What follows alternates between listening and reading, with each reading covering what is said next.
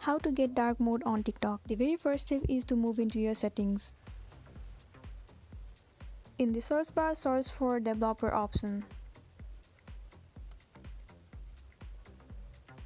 Scroll down and the option of override force dark will be visible to you. You have to enable this option. And then go back and head over to accessibility. You need to enable both of this extra dim and dark theme option. Now let's check if the TikTok has turned to dark mode or not.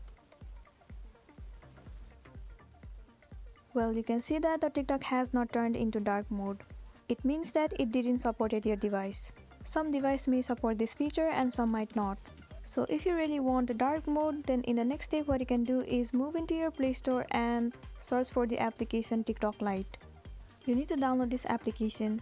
Once it is downloaded, click on open.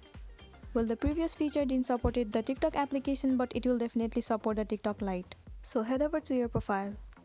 There you can see that the dark mode has been showed up to your TikTok Lite application. So this is it, and there is no any option where we can directly set the TikTok to dark mode. But you can definitely try it out by this process. Well, this was for today, and this was the tutorial video on how to get dark mode on TikTok. I hope you found this video useful. Thank you for watching it till the end.